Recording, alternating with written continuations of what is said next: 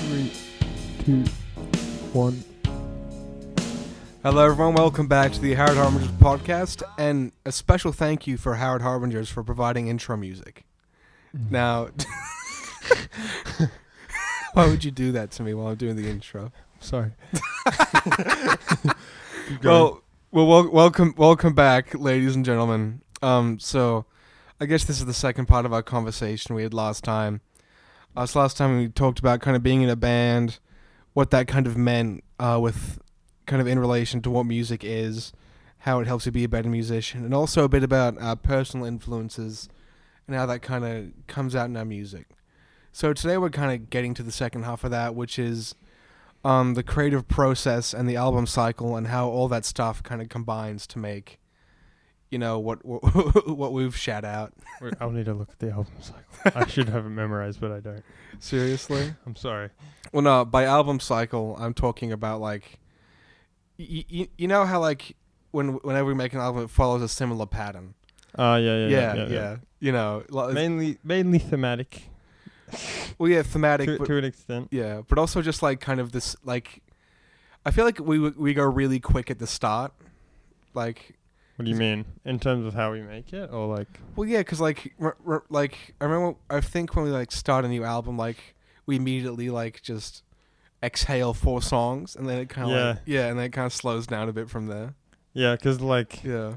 It'll start off with, like, this crazy idea, we get super excited, and then we spend all of our energy. Yeah. We're just like, okay, let's take a week break. And then we take a week break, and then we get back into it, and then we start slowing down. We start doing, like, better pacing. Yeah, well, after, like, the first few weeks, and we just, like, pump out, like, 3 or 4 different concept ideas. Yeah, and we're not saying, like, slowing down's a bad thing. Like, no. It's actually really great, because it gives you time to think, especially for lyrics. Yeah, absolutely. Because sometimes you'll pump out lyrics, and it'll be about the same thing, if it's too fast. Yeah, but, totally. like, you've gotten way better at it. Like, before, it used to just be, like, about this one event, but, like... Yeah, but then you kind of get to diversify. And I guess when we talk about creative process, we can also kind of talk about the different, you know, our different instruments, because I'm sure that's very different. And kind of what comes into that. So, Mr. X. Yes. What's the creative process when you're making a guitar riff? How do I make a guitar riff? Yeah, how do you make a guitar riff, little boy? I don't know. It starts off as just like messing around with chords. Yeah, okay. Like a lot of different chords. So on your day schedule, do you have sit down and mess around with chord time? Yeah, for about like 4 hours.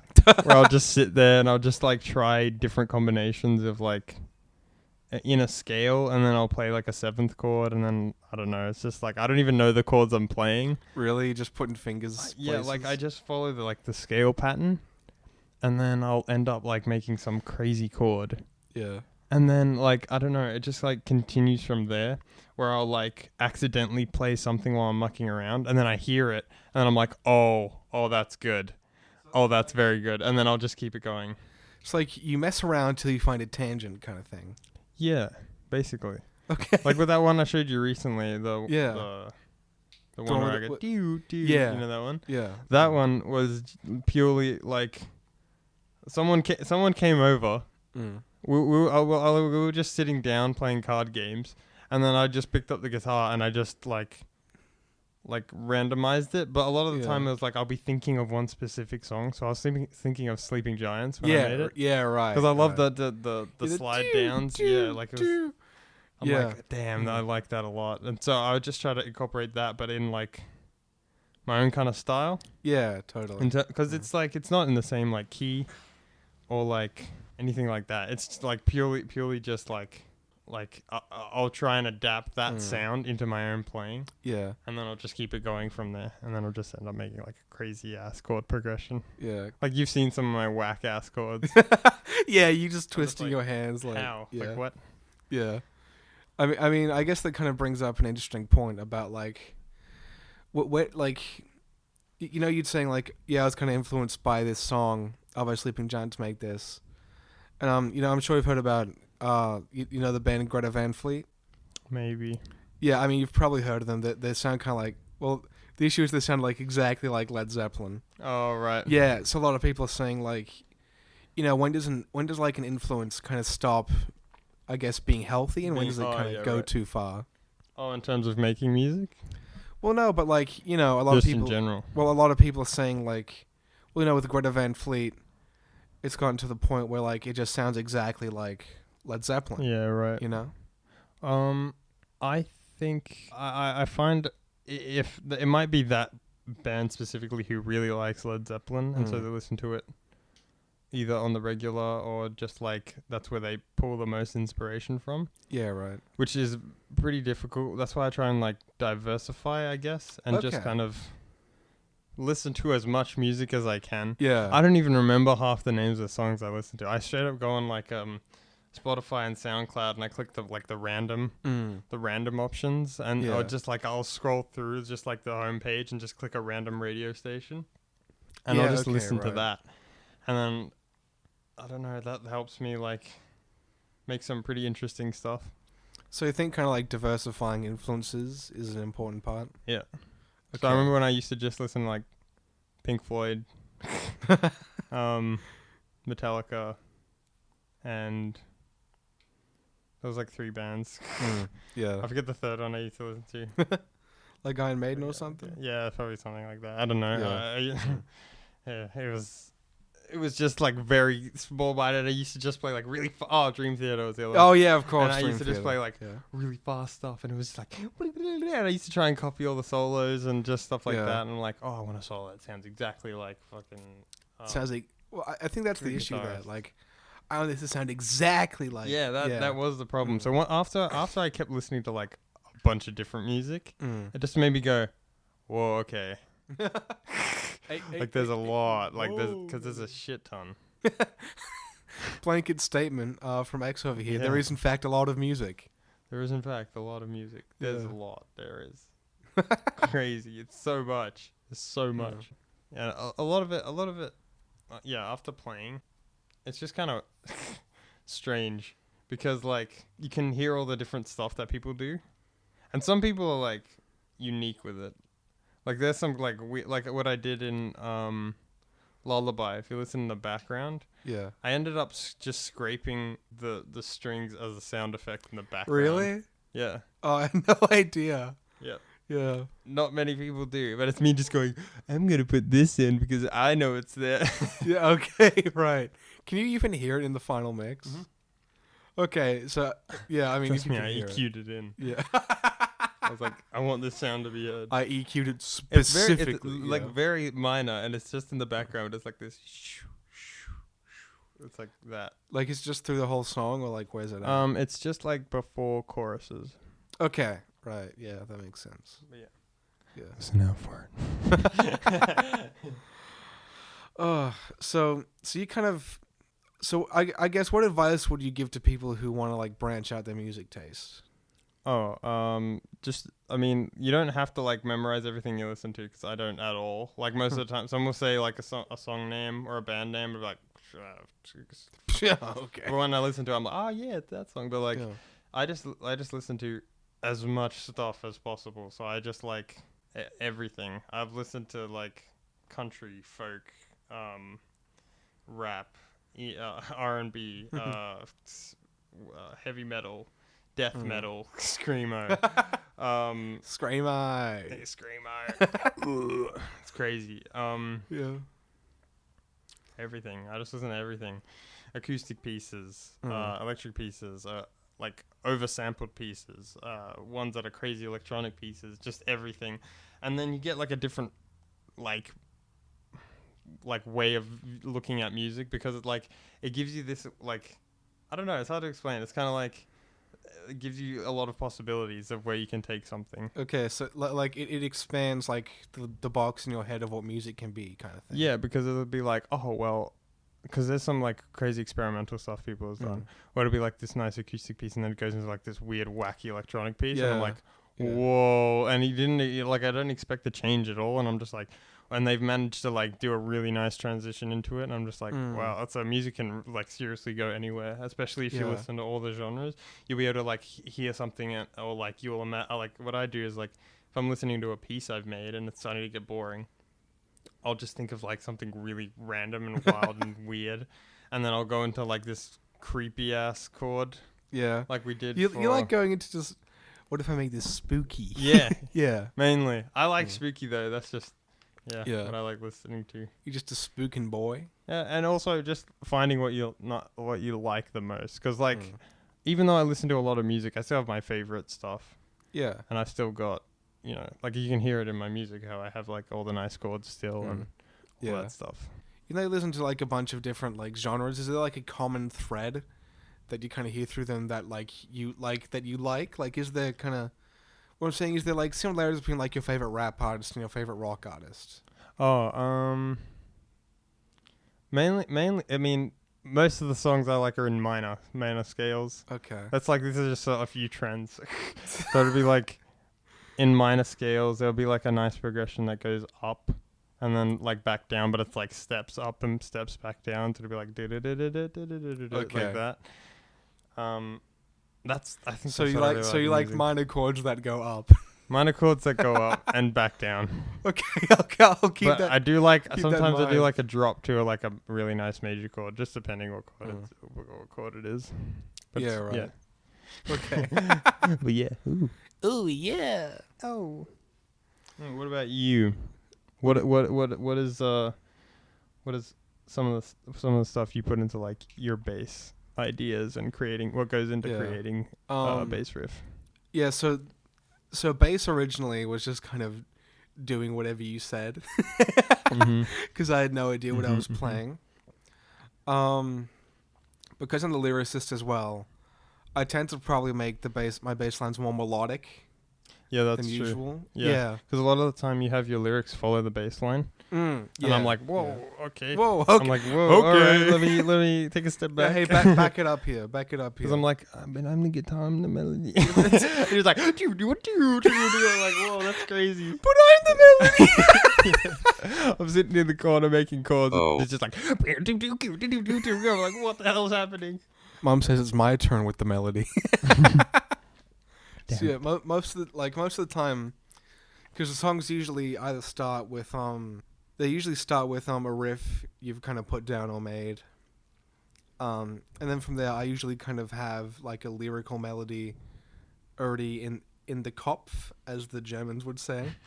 Yeah, but I've usually already got like a lyrical melody in the head, and that kind of comes out on the bass. Yeah. And what's weird is that you'll change the melody you're thinking of. Yeah. Because you're trying to translate it onto bass. Yeah. And I'm like, if you just sing it, we could figure it out. But you're just like, no, I'm going to make it bass. It's on bass now. I'm like, okay. Well, congrats. It's on bass now. So, yeah. Go fuck yourself, Terrence. No. Yeah, but, yeah, and a lot of what I try and do is make it complementary to the guitar. Yeah, I mean on the early stuff I'd kind of just follow you. Yeah. Like what you did in Orion's Bridge when it got up to the it's this bit. Wait. That bit. Yeah, right. Because you played do. Oh wait. Yeah, that's the do. That bit. That was good. That's when you you were like, what? I remember I asked you. I was like, whoa, I didn't even think of that. You're like, you didn't. Wow. I was like, okay, someone's getting confident. Okay. Oh, we got a bassist in town. Still don't know his root notes. This is like a Western movie where it's like everyone in the saloon's a guitarist, and it's like. You hear the door creak. Oh, we got a bass. It's like the sheriff. Yeah. Oh, I see. We got a bass. It just like pushes the guy like, what? Back off. What? No. What's wrong? Not going to fight, sissy? Of course not. I'm a bassist. I'm a useless ass. Of course not. I'm the useless guy who sits in the back. He's the band. Get him. What? He's the band. Yeah, but So we have this ongoing joke.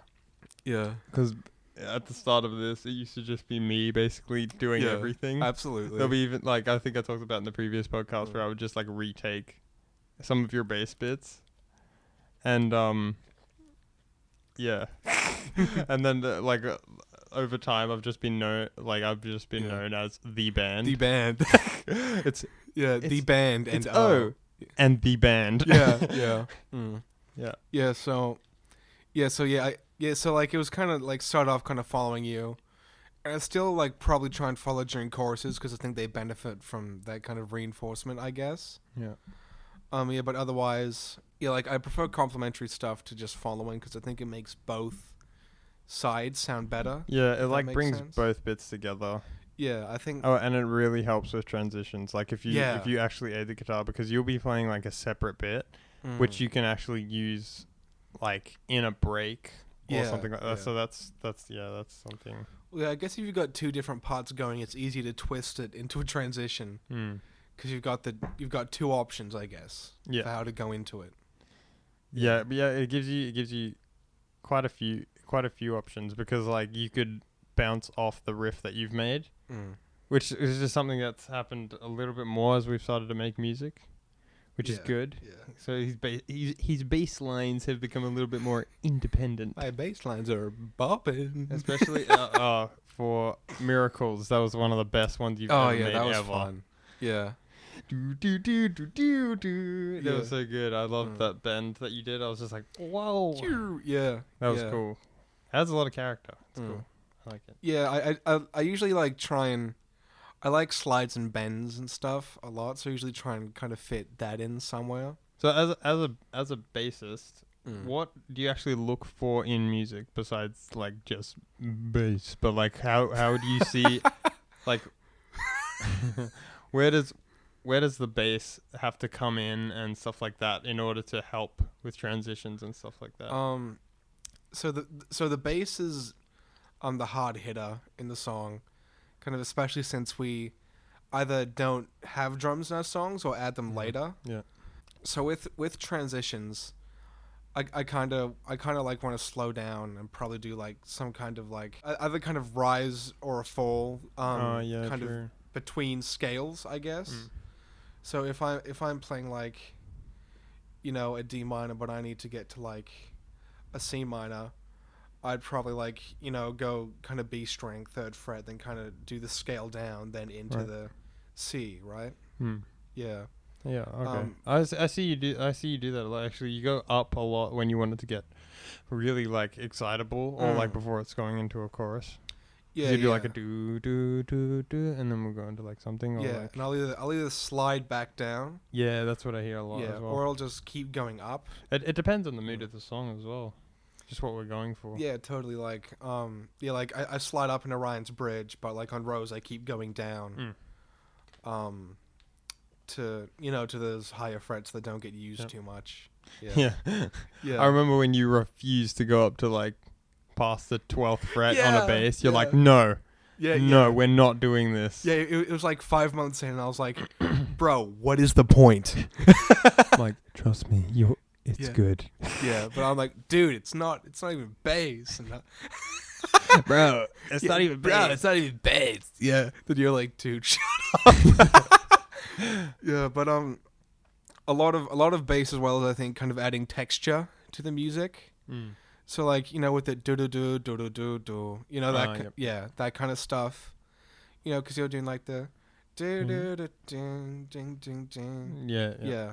But yeah, so it's kind of adding the kind of texture to that. I think the drums help with that a lot.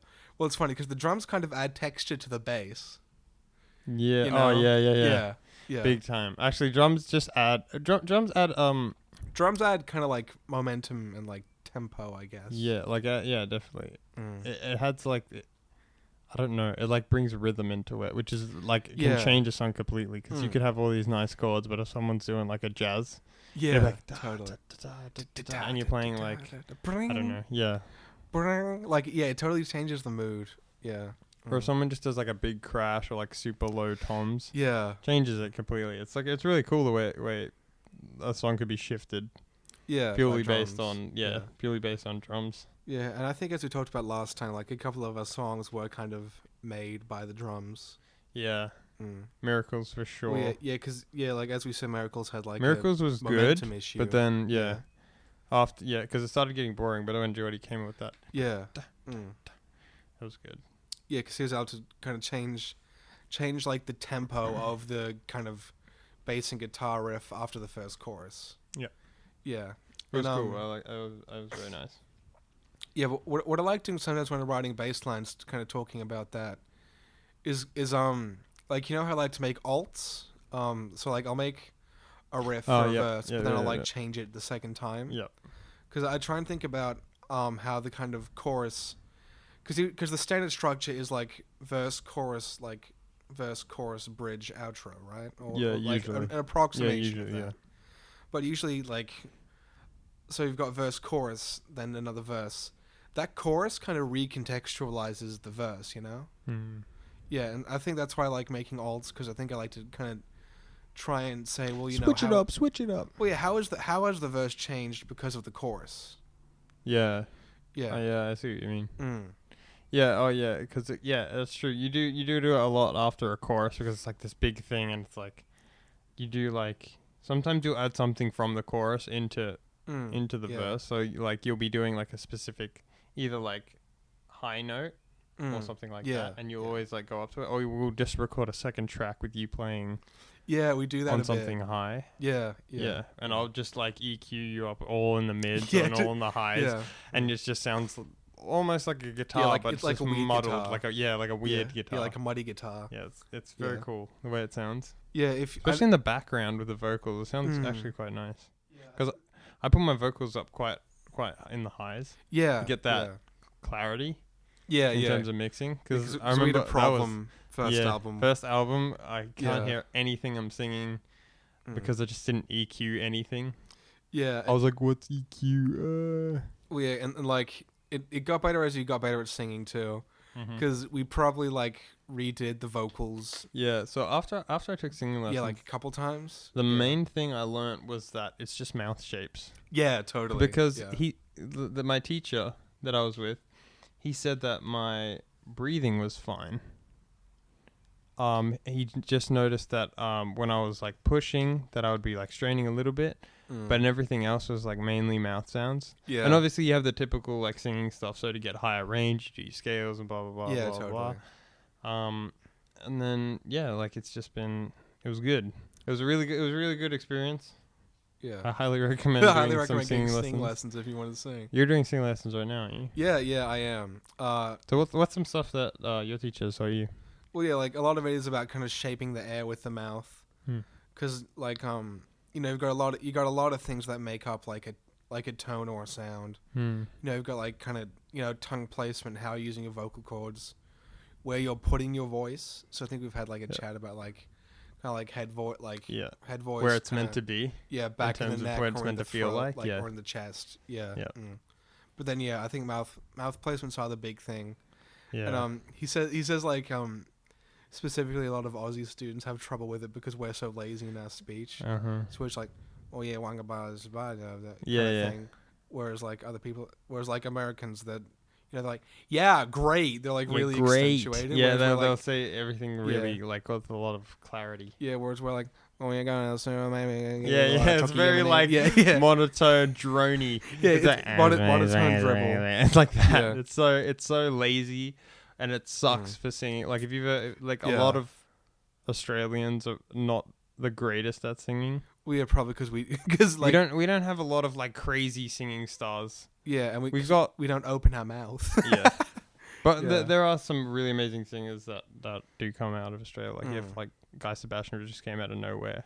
Yeah, totally. Yeah. I keep they come out of nowhere. Yeah, they just come out of nowhere, and like there'll just be like this really amazing singer just go, bah. Like what? Yeah. When did what? I mean, what are some like great Australian bands? I mean, you've got like AC/DC, which is probably like the most famous, right? Yeah, hold up. And then like Guy Sebastian. There's a band, I forget the name of it. Yeah. But let me look up some bands. Yeah, but I'm saying like we don't really have many like mainstream hits, you know? No, yeah, not really. Yeah, because like It's usually just for like Australia. The Bee Gees. Oh, I didn't know they are Aussie, aren't they? I keep Mhm. forgetting they're Australian. Yep. Yeah. Also In Excess, if you know In Excess. Nah. They're What are good. they? They're a good band. Like what do they do? What's their style? Hold on. It's hard to explain. Use it's your like, words. I know it's hard. Say, don't do you know? spread. Do you know? Need You Tonight. I need you tonight. Keep singing. Dun, dun. I'll just put it on Oh. so you can hear it. It's hard to explain. This is like the best way to Yeah. explain it. Okay. Apologies for everyone who probably can't hear this. I'm sure you can probably edit No, this it's in. fine. It's fine. Yeah. Okay. Yeah, I think I've heard this before. Oh, Men at Work. Men at Work. Men yeah, at as Work. well. Yeah, that Men I at was Work. gonna say Real that next. Heroes, I was yeah. gonna say Mm. Men at Work was also Australian. So there's some good bands, but they don't get like huge. Like they get big, Yeah. but they're yeah. not. Mm. I don't know why. Cause I don't know. Well, I think they just come out of nowhere as well. It's just like, yeah. but that's because we were better known for like 80s in the 80s. Yeah, totally. Like Australia was just like popping in the 80s. Yeah, Australia was popping in Australia the was 80s. popping in the 80s because so many good bands were coming out. I mean, like there was like White Snake. I don't know if you've ever heard those. Yeah, guys. yeah, I know White Snake. Yeah. What? Mm. Amazing band. Yeah. Like there's so many good bands in the 80s. Yeah. Well, I think the 80s was the time that like music became Then- like accessible, you know? Yeah. Then you go Yeah. back another decade and you have people like the Zombies Mm. and what are they called? I think the Cranberries. The I Cranberries. think that's what they're called. Yeah, I I don't don't know. I might be yeah. wrong. Yeah, and then Again, I don't memorize names of bands. yeah, Bad. and then late 90s you had the Drones. If you know them, they got pretty big. Yeah, they won a lot of awards in their Oh, time. never mind. Late 90s. Cranberries was a bit later. Whoops. Oh, okay, That's yeah. 90s. The start of the 90s. Yeah. I got to confuse another band. There's Mm. another band. I know it's. I yeah, forget what whatever. it's called. Yeah.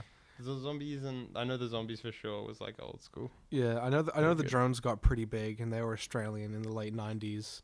Yeah. But like past then, like I can't think of many like recent besides Guy Sebastian, of course, Yeah. that have really come out of Australia. And I think it's like a mix of that, like one, we're like physically a very remote place.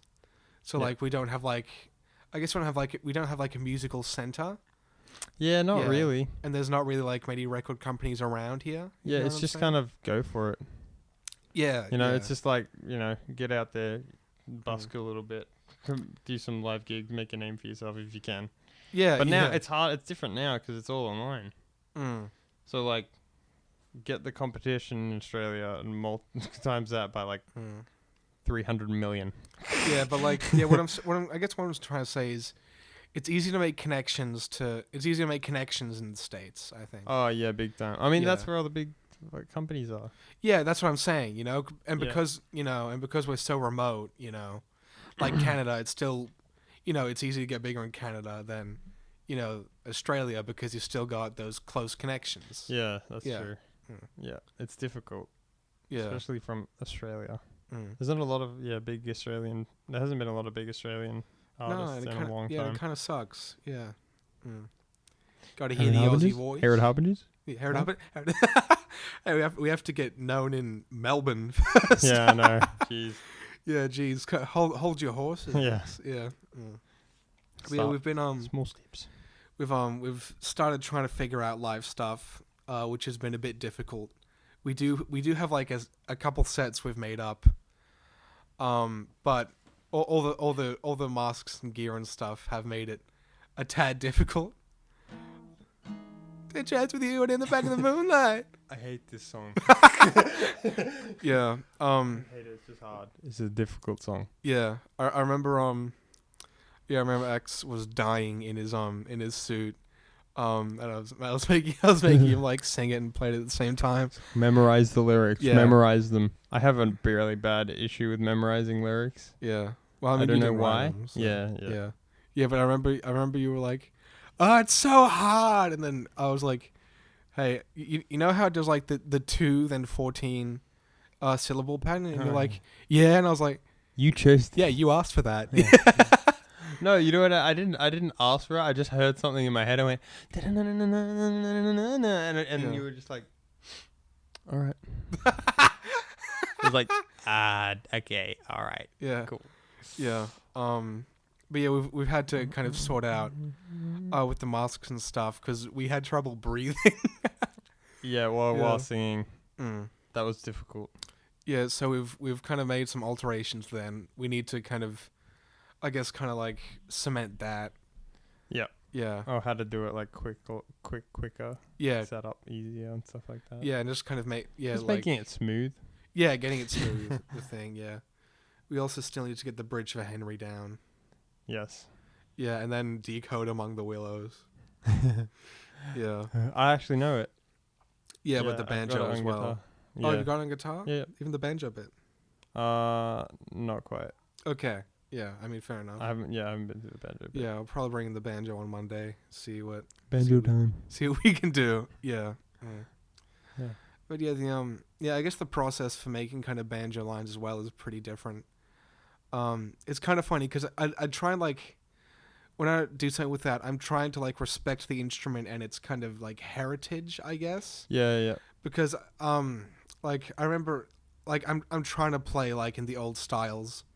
Because if I don't want to play on it like it's a bass, you know what I'm saying? Yeah. Like I want you it want to to learn the techniques for it. yeah, because you know it's traditional. It's a traditional. It's yeah old school. yeah like it's a very traditional instrument with a kind of very like distinct style and sound, and like we've tweaked with that sound a bit. A lot of the time it's just like EQ, Yeah, but they're just recording it on like a different mic. yeah, and whenever we've made a song, I've always tried to make a banjo part for it just at home to see if there's some way we could kind of fit it in or kind of change it up. Because like I feel like I don't want to put it in like a box, but I still want to respect what it is as well. Yeah. It's like I don't want to limit it to just this one kind of space. Yeah, Because you know the folky songs do sound very different to the other stuff we make. that's true. Actually, Among the Willows kind of blurred that line a bit, which I kind of liked. Yeah, that was very nice. Yeah. we did a good job with that one. That was the last one we did, wasn't it? Yeah, One of yeah. the last ones besides Leviathan. Yeah. It was Leviathan and Among the Willows that came late. Yeah, that was like the Yeah. last ones. Yeah, and they've got that other banjo tune we still need to record. The Yeah. ding-dong-dong-dong-dong. Oh yes, I remember that one. Yeah. That was cool. Yeah, that's a fun one. Yeah. I'm still figuring Yeah. stuff out. Just we got some more stuff coming. Oh, we have a lot of stuff We coming. have some Yeah. pretty do- cool concept ideas. Yeah, do we want to talk about some of the stuff we we're can talk thinking about. I reckon some of it. Yeah. Do you want to talk about milk? All right, so we have this concept album in the works at the moment Yeah, called Excess called Milk. called Excess Milk, and it is a Like a stoner rock surf rock. stoner rock, surf rock, psychedelic surfer rock, madness. Yeah, almost. Yeah, It's called we were actually going to make acid rock, yeah. which is something that you've looked into more than me, actually. Really? Mm-hmm. Okay, because I was more into stoner rock yeah, right. because it was more that slow chordy stuff. Acid rock's a little bit more contemporary, Yeah, a little bit more upbeat, and it's like I never really listened to it that much. But there's some like King Gizzard. Oh and yeah, Lizard King Wizard. Giz. Yeah, They're a cool band. yeah. I guess we listen to more kind of like acid rock than stoner rock. Yeah. Yeah. I like what I've been listening to a lot is a band called Clutch, which is kind of an acid rock. And then there was one called Tropical Fuckstorm, which is kind of a bit of a mix between the two because they have the slow stuff and the really weird kind of more, I guess, fast. I guess you could call it more contemporary stuff. Yeah. It's actually been a while since we've sat down and worked on music. Yeah, it's just been a 'cause little of, bit. Yeah, just because of sorting out all the stuff with the album release, because that's been and some other projects in the works and stuff. Yeah, and because that's been ridiculous. Because we have here's what we've got. We have Excess Milk. We are doing another album that isn't concept, as well. And That's called new album at the moment. Yeah, because Yeah. Because this album's a new album, so so X says, what's the working title for the new album? And I just said, congratulations, you made it. New album. Yep. Yeah. So, but album. I've trouble remembering like what tracks are on what. Yeah, me too. Yeah. It's difficult to remember. Mm. I know we have this one on, not the new album, not Excess Milk. We've got that one. Yeah. I won't play any more of it. I won't play any more. Yeah, of it, I'm really excited about that one. That one's a lot of fun to play as well. Yeah. I think that'd be like. I know there's that one on it. There is. Yeah. Oh, that one where I have the capo on. That one's really cool. Mm-hmm. Yeah. Dun, dun, dun, dun. That's the one we already came up with lyrics for already. That was fast. Favorite things. Yeah. And we literally just like we made that after we just finished second album. Yeah, so like we did like usually we as we said we do the updraft at the end of an album cycle. Yeah, and that was kind of an updraft, and I really want to finish those off. Yeah, that'd be cool. Yeah, and then I think I've got a couple more things on you. Oh, we've got that other slap bit I did on. Which one's that on? Because that could be on either one. Which one? Don't go. Yes. Yeah. Because that could really be on either one. Because it's a pretty like funky song, Yeah. Yeah. I'm thinking like it could either be like a main bit on the new album or a bridge on Excess Milk. Oh yeah, I think we kind of filled out like the greatest songs. So it's probably on new album then. Yeah. Because remember we got that really nice bridge. Yeah. We got Harrowed Harbingers. They've got that really nice bridge. Yeah. We've just got amazing bridges now. That's like I don't know how. It's after we started the Elusive Minded Man. I don't know. Like our bridges were always like pretty good on the other album. Because I think what it came from is us like because we'd more focus on trying to mess with genre on the first album. Yeah, that was just kind of a bit of a random. Yeah, the first album was that was like a phase. A bit of a mess. Yeah, the first album was a mess. But I think it was just us getting everything in order. Like we started this like 2 years ago. Yeah, I guess. So it takes like a year if we're not waiting for something. Start, like recording, Yeah. Yeah. Oh yeah, we were halfway through the first year. Yeah, because halfway through the first year, and we just started recording after that first band that we had. Yeah. Yeah, we never... Which wasn't really like a band. It was just like a little bit of a fun thing. Yeah, that's a long story. What was I talking about again? Oh, bridges, that's right, yeah. So I think what happened with why bridges are so good is even though we kind of changed the directive of the bridge, so instead of it being from, okay, we're going to use this bridge to hop genre, we still kind of took, we're going to use this bridge to mix it up. Yeah, that's what I think as well. Yeah, we still kind of took that and tried to make the bridge kind of outdo itself, I guess. Yeah. Yeah. Yeah, it's cool. It's cool.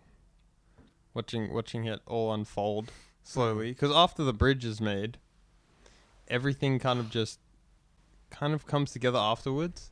Yeah, totally. Because like we'll like grab different elements from it, like basically every bit we've made to kind of finish it off.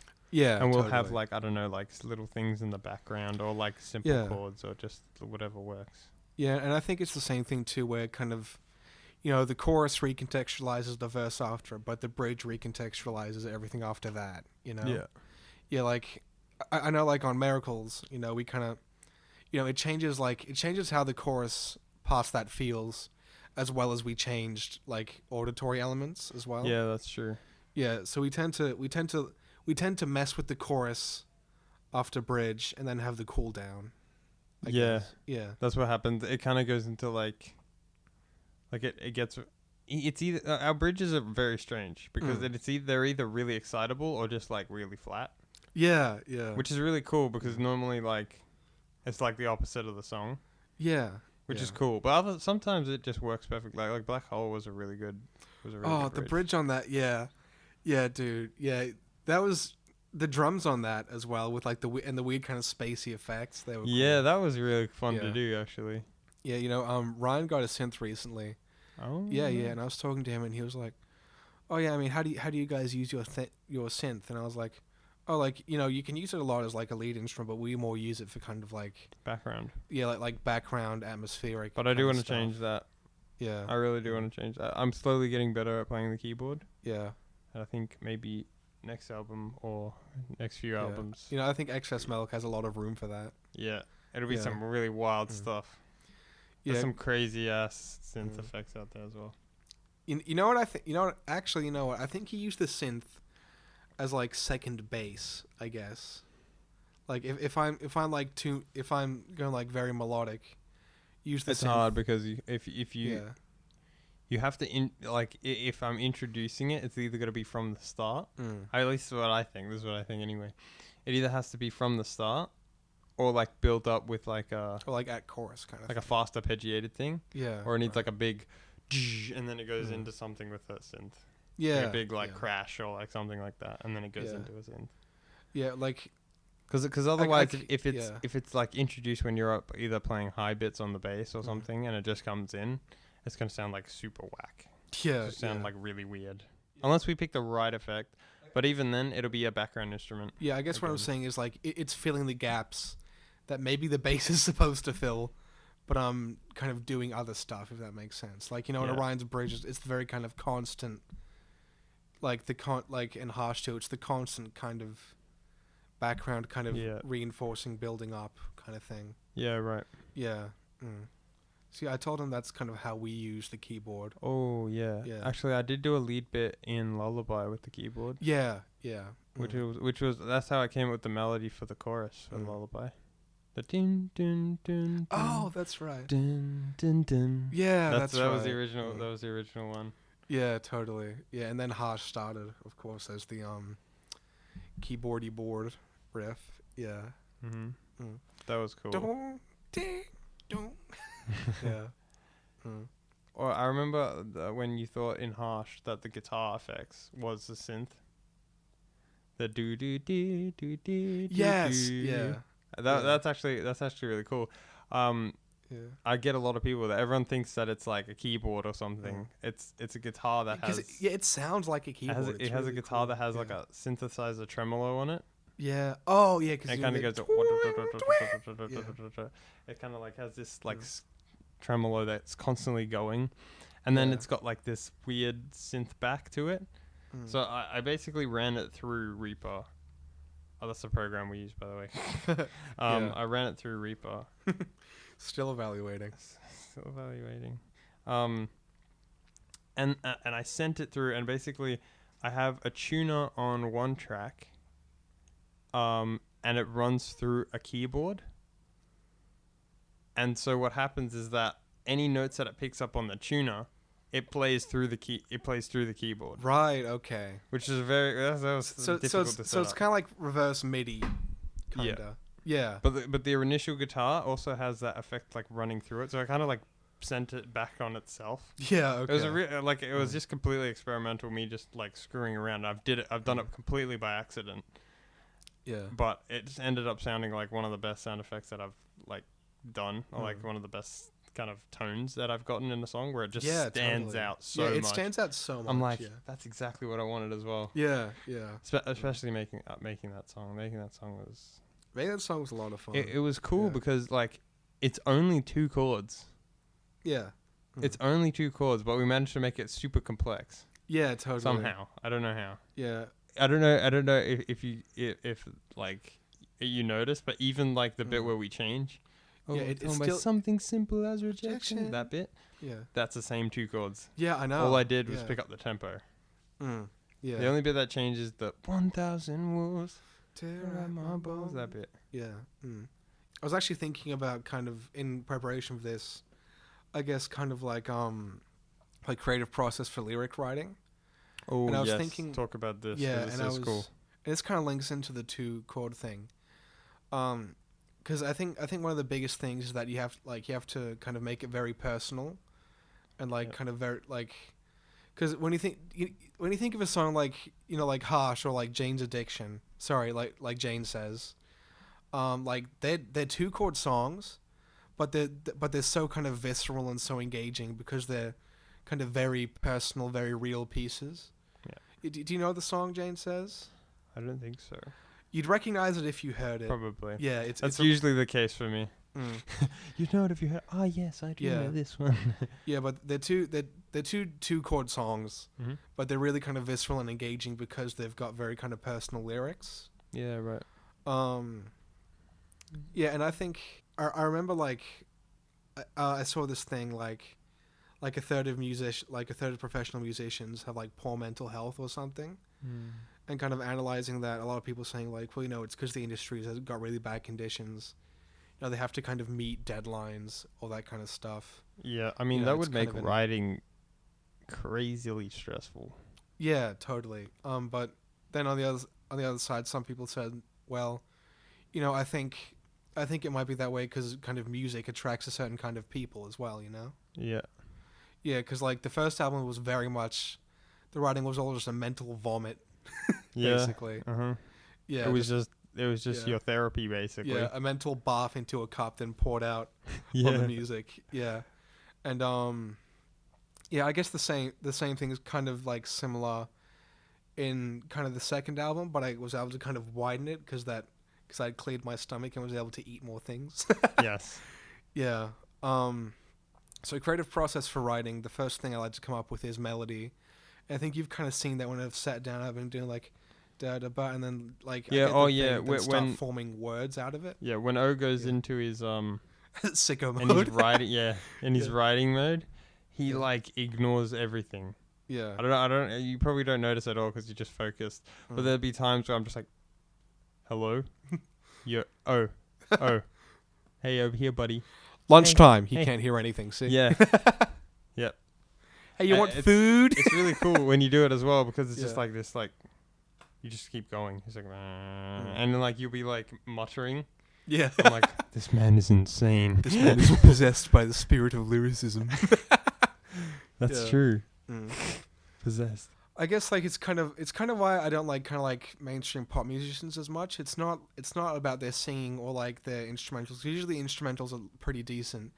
It's that like I don't feel like they mean their lyrics, because they're usually written by someone else. Yeah, most of the time. Yeah. Well, and it's not about anything. Like you can tell it's like usually you sing my lyrics, and that's fine.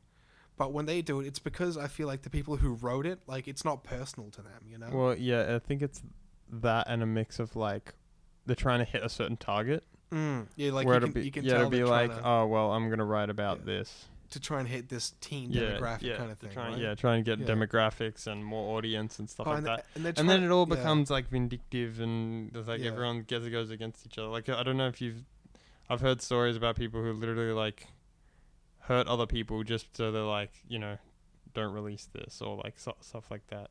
Really? Yeah, just with like smaller musicians. Yeah, right. Who are just trying to get big. That's all they're focused on as well, not the music. Yeah, totally. Which sucks. Yeah. Yeah, but I feel like, like you can kind of tell it's not personal. And you see like song written by, and it's like 3 people for this one song. And it's like, dude, like there's no way like you 3 people like mean this like love song or something. Or like, and like they archetype songs as well. Like they have the breakup song, Yeah. Yeah. Yeah, they stereotype stereotype it. Yeah, like I'm not saying you can't make a breakup song. Like you get most of the time you get inspiration by like. That's how Harsh started. Yeah, Harsh is a breakup song. Fun fact. Yeah. Yeah, like you usually get inspiration from like the suckiest bits of your life. Actually, that's very true. Yeah, totally. Yeah. Like when you're in a place that really sucks, you get a lot of inspiration from that. But then also like in those moments where you're happy, that's also where you get the inspiration from. Yeah, I mean, it's in a lot of those moments where it's just kind of nothing's moving. Yeah. Or it's just kind of stopped for a while and you can just think. Yeah, totally. And there's not actually, I don't think people realize there's actually not that many of those moments. Because everyone's just keeps going, just keeps moving. They don't like, just stop, take a breath. Well, yeah, like. have a think, take some time out. Well, like, I think it's like someone tries to sit there like, if you tap something in you, that you can draw inspiration from. Once you start going, like you'll find that you can write a lot more than you actually think, because life has become kind of busier and more kind of constantly engaged. Not sound like a boomer here, but like with them phones, you're always kind of taking in content. Yeah, that's true. There's like a lot of the time, it's none of your own reflection. It's just kind of being forced random garbage. Just like if you look at your phone, it's just like, here's an ad for this, and then someone's at the beach and they're showing that they're at the beach, and they're probably not even focused that they're at the beach, and it's like, what? But like Boomer. The other side is just like sit down and think for a bit, and that's kind of what writing is as well. Like it's just thinking, really. Yeah. I feel like there's not enough of those moments where people just need to sit and think. Well, yeah, because I feel like I'm gonna break this down for you really easy, X. Thinking is boring, Disagree. Well, yeah, but like the act of like stopping is like, well, I could be doing this other thing, right? So I think like part of writing is that it facilitates taking a break from moving, Yeah. It's really it's quite funny though, because like there'll be times where I'm like, oh, finally I get time to rest, and then I'll have one of those thoughts and I'm like, well, back to writing, and I'll start writing something, and I'm just like, I'm doing something again. Yeah, totally. But it's kind of it's strange, because sometimes it like sometimes it feels like it's for me. It's really quite strange. Other times it just feels like I'm doing it because it's just, I need to have something. Yeah. Yeah, totally. It's it's like 50-50 for me. Yeah, like if I write something and I feel like I wrote it just because I needed it, like I usually you always go like, can you rewrite that because it's just not as good, or just dump it straight away, Yeah, like in terms of other inspiration, it's really weird. Like sometimes it's just like when you're taking a shower, like I remember like there's a bunch of times where I've been in the shower, because like I think shower nowadays is people's think time, Yeah, true. Because that's the one like time where you bath kind or of shower or like toilet. Toilet's a big one as well. Because that's where you kind of, well, not even toilet, because you can still take your phone to the toilet, Oh, yeah, I guess. Yeah, Yeah, and like true. I know somehow, I haven't looked into the witchcraft. I think one of my sisters like takes her phone into the shower somehow, and I'm like, is it like one of those waterproof ones or water resistant ones? I have no idea, but I always just hear her blasting music from the shower. It's probably speaker. Yeah, she probably has a speaker outside the shower. Yeah, but either way, like sometimes I'll just think of a vocal melody like in the shower or something. That's where I come up with most of my vocal melodies. I'm in the shower and I'm just singing, and I'll just be like doing like random things, like this morning. I was doing it, and then like I'll have like family come and knock on the door. They're like, "Hey, do you want some lunch or something?" Or whenever I'm having a shower, I'm just like, nah, just trying to come up with stuff. Yeah.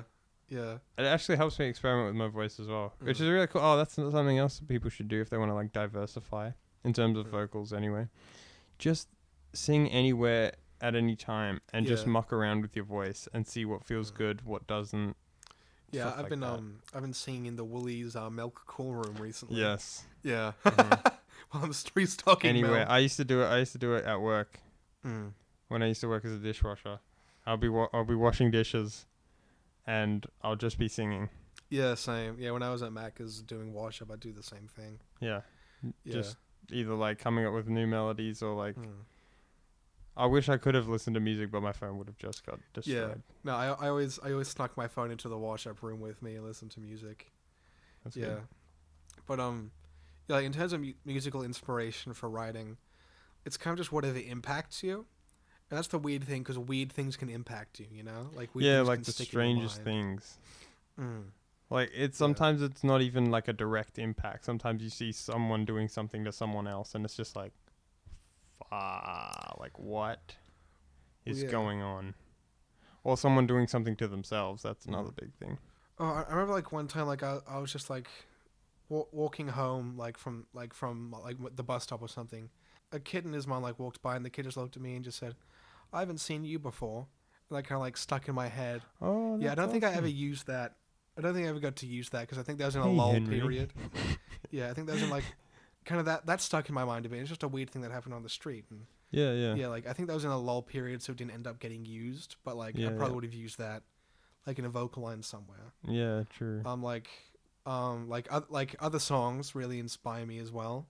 Yeah. Like obviously the 1,000 Wolves in Harsh is a very close parallel to the Death of 1,000 Ravens in that Macedon song. Yeah. And Among the Willows, like that kind of concept got pulled a bit from Denzi's Adventure by the Psychedelic Porn Crumpets. No, I haven't listened to this. Yeah, it kind of starts off kind of very jovial, kind of, so Denzi goes 20 years young to a barn by the bank. And I kind of liked, yeah. And Like this, the tonalities. yeah, of it this and one stuff. line, these delicate nights. And that was what I really took from that line there. And I was like, because I liked that kind of beauty, because my grandparents used to own a vineyard. Yes, Which I think you you've probably talked know. about. Yeah, you've talked about it. Yeah, and kind of If you really, yeah. lots of wine you don't use. Yeah, totally. Yeah. My garage is full of wine, and nothing but wine. For you. Yeah, my dad doesn't drink, and my mom's not into wine, so we just have it and kind of use it as easy gifts to give to people. Like, here's a really expensive bottle of wine. They're like, oh my god, and we're like, haha, we don't need it. You know? We don't like wine. Wine is nasty. Yeah. So from Dave's Adventure, I thought of like, whenever we called it the farm, even though it was clearly a vineyard. Yeah. And like it was a really nice kind of big wooden house with the vineyards. Yeah. This big sundial in kind of the big driveway, and then whoa. you'd look up, and because it was in the country, you'd get a really good look of the Milky Way. Yeah. Yeah. That's And we I kind wish. of we like, it's pretty simple, but kind of in the first time we always had that motif of night bad, Yeah. Yeah, so it was kind of taking that like kind of the beauty, but also kind of the night as well. Yeah, right. And I guess that's kind of where I got the "My love lives by the lamplight" line. Yeah, that was a good line. Yeah. That's like one of my favorite lines. Yeah, which was pulled from the name of the album, from Larry and His Flask by the Lamplight, because I wanted to reference that. I saw that as well. I saw both of those. Yeah. I didn't know much about the vineyard stuff though. Surprisingly. Yeah. But that's cool. Fond memories of that vineyard. Yes. I remember we had this kind of like swamp at the back of the vineyard, and my grandma would take me to go searching for dinosaurs when I was a kid. That's so Yeah, cute. it was pretty sick. But yeah, in terms of musical writing, like don't call anything like too dumb or too cheesy in your head. Yeah, just go for it. Yeah, that's what I've learned as well. So yeah. I think I've talked about on the previous podcast when I had this livid thing. Yeah, you didn't talk too much. You just mentioned it. Yeah, I just mentioned. So I had this little side project thing that I still do when I'm just really bored. It's just a lot of like modern R&B, a little bit of rap, and not like you're doing it to like. It also just helps with your mixing and your keyboard stuff. Yeah, that's the main thing. Yeah, it's really helped. I think it's kind of like. And I learned how to become use your practice. Yeah, I learned how to use FL Studios with it. So that's like making a lot of electronic drums and stuff like that. Yeah. But yeah, putting that together and writing for it has been really good for me because now I'm starting to be able to like make lines. Yeah, but yeah, I mean, so in terms of writing, take a minute to sit down, whatever impacts you, write about it, and don't ever write off anything, I guess. Yeah, just keep it in. Just keep everything in and then update it almost. And with everything, like, I think this is probably more relevant to me than to you, but don't be afraid of failure and going back to the drawing board. Oh, yeah. I don't have that at all. Yeah. I started off writing about Batman and Batman's batarangs. Yeah. I remember because I started to try to write something serious and then it just turned into a joke. Yeah, totally. Like, and so I was like, oh, well, let's take this back and then I'll just like start rewriting it or like just keep going. So I had to learn like that.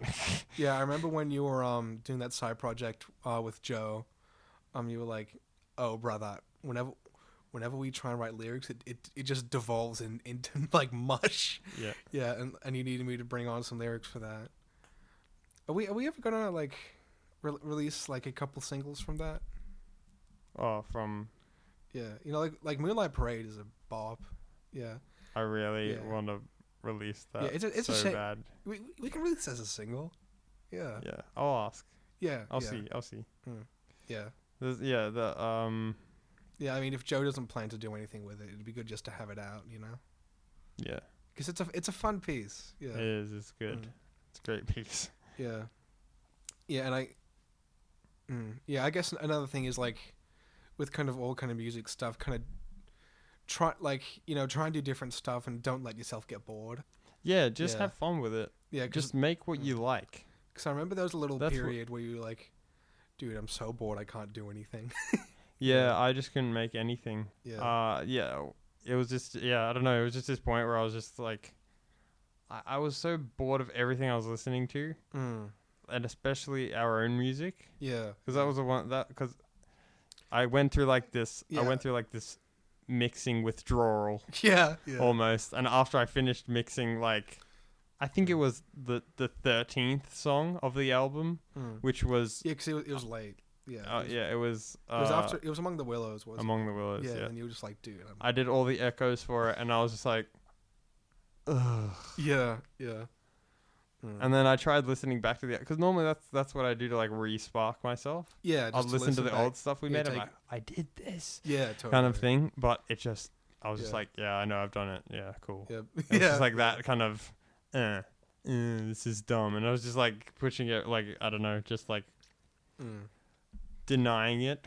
Yeah. I was like, that's just, it's whatever. Yeah, so you just make sure to keep yourself interested and passionate. I guess kind of like remember why you start and remember why you keep doing it as well. Yeah, Yeah. which is easy to do, Mm. Totally. surprisingly. Yeah. Because you're just like, it's the moments where, like, again, when everything stops and you're just listening to it and you're like, damn, Yeah. that's pretty cool. Yeah, but there does tend to be a lull. But make stuff you like. Mm. That's the big key thing. Don't stick to stuff you don't like. Mm. If Yeah. you don't like it, just don't do it. Yeah. See, it's simple. Yeah. Yeah, like we've killed a few songs that just like got monotonous or haven't worked. I want to bring back Equinox. We should do an episode one time talking about the failures, the babies we had to kill. You know, with the wrench. yeah. Sorry, Bayou Blues. Damn, we could bring a couple of them back. Yeah, we've talked about bringing Bayou Blues I want to back. bring. I want to bring Equinox back. Not like seriously, not as a meme, but like cause now. It was like one of the worst tracks. Yeah, it was. No, it was the worst. Like we haven't done anything worse than that. Because it was O's first time singing. Yeah, no. What it was me trying to do it on my own, like half a year in to me playing bass. Like this was a year and a half before any singing training. This was the first tune he made up on his own almost. Yeah, and this was like before this was before I knew any like. Also, side note: if you're teaching yourself an instrument, just teach yourself a bit of music theory. Like at least know your fretboard. Seriously. At least know the root notes. Yeah, just know scales. It helps so much. Like this is before I even like investigated any of that. You know? I told you to look up scales as well. I did, and I was like, fuck that. Like, oh, I know. Yeah. I knew something was up. I was like, someone's not doing this scale. Yeah, I was like, something's up. Because, like, the Yeah. music you were making, there was just, like, the scales. Like, it clearly was nonsensical. Yeah, like, he would have, like, an A major with, like, I don't know, like, a weird-ass B flat major or something weird. And I'm just like, what the heck? I'm like, why did you go up? And I still occasionally cross over from major to minor. But I usually know when I'm doing it, and I'm usually like, I'm okay with this. But then that's okay with that. Yeah, like I'll be in the corner just vengefully looking at you. Yeah, just like, I'm going to hurt you. If you cross over to major one more time. I just want you to play in key, but he can't. But I can't. yeah. But it does actually add a lot of new ideas, surprisingly. Yeah. Because normally I'm just like, just stick to the key, but sometimes you'll play like no a certain progression, and it'll just have this like cool like waviness to it, or like this jump to it. I'm just like, whoa, that's cool. Yeah. I think of it in my head as kind of like a weird stutter in the music, I guess. Yeah, and like sometimes it is too jarring because it is a stutter. But sometimes it's just nice enough that it kind of waves out and works. Yeah, I mean, in the album cycle, there does tend to be like a lull period. And that's usually like either when we're getting to like the last couple of tracks or when you've started mixing. Yeah. Yeah, and that's usually about a month of lull period. Yeah, it's hard. If not more. It's difficult because O can't record himself. No. Which makes stuff which slows down production quite a bit. And it's Yeah. difficult because we're all we're both independent. Yeah. And it's just like trying to grind work this around everything Yeah. all at once. Yeah. Like I don't know how, but we still somehow find time. Yeah, we do. Yeah, like, well, I think like I I think think the thing is like, yeah, I think we've made it a thing and everyone Yeah. gets it now. Mm. Because at the start it was just like, do you want to do this? It's like, no, I'm doing this. Like Yeah. I'm doing this with O today. Yeah. And he's like, oh, okay. I'm like, Yeah. okay. Like I think there's something you really love. You make time for it. Yeah, I do. Yeah. I know. I'm just I like, I rostered Mondays off of my like shift because that's music day. yeah, Yeah. and I like there'll be times where like I'll have something planned and I'll just cancel it. Yeah, Like, totally. sorry. Yeah, like for any The amount musicians of people, out there. the amount of people Yeah. I've pissed off. Yeah, Because I I'm just know. like, Me too. sorry. Yeah, yeah. The amount of games of Malifaux have been like. Yeah. Yeah, but Let's like if halve it. yeah, for any like musicians out there who want to make music their thing, like you need to make it a thing. Yeah. Oh, Yeah. that's big. Work is a thing. Like work is a thing for you. Whether you're at uni or whatever. Like let's say you're at uni. You've probably got your casual job. You're probably going to uni. Those are your two things. You need to make music that much of a thing. Yeah. It's Yeah. got to be like a part of life, Hmm. almost. Because work unmissable, like uni unmissable. You got to make that music unmissable as well. Yeah. Mm. Because that like once, and it's difficult. Like the first few months you do it. Yeah, the first. And I'm few saying it months takes it'll be rough. months before it does, becomes an yeah. actual like. Mm. All right, yeah, music time. Because I remember for the first 3 months I was so tired Mm. because there'll be there'll be days where I'll just like have something in the morning Mm. and I'll have to get it done before you come around. Yeah, And yeah. I'll just need to like sort everything out and then music time. Mm. So it was just like it's like another thing to manage. Yeah, and I guess And it was just like, I guess it's getting into the habit as well. and we were still somehow doing it through through even the stuff that was happening at the start of this year Yeah, yeah. with like my mum and Yeah, all that totally. stuff. Yeah. Mm. But I think by that point it'd been like established it was habit. Yeah, It was it's just what like happened. yeah, but like even through that, Mm. managing music time with that happening as well, it was Yeah, just totally. wild Yeah, absolutely. for me. It was just like Yeah. so Yeah. stressful. Yeah. I Well, was so stressed out. yeah, well I think unless you've got any other parting words, we're probably going to have to wrap this one up. My parting words is goodbye. Okay, well thank you for plugging into the Harrowed Harbingers podcast once again. Next time we're actually going to be doing something pretty exciting. We'll be kind of breaking down the new album, The Elusive Mind of Man, released now on all platforms. Go check it out. Actually, I'd probably go listen to that before listening to this, because we'll kind of be going through the songs, talking about what went into them, kind of the stories behind them, kind of what they mean to us, that sort of thing. But yeah, thank you very much for listening. We really appreciate it. Go follow our socials and all that gang shit. And we'll see you next time. Bye-bye. Bye.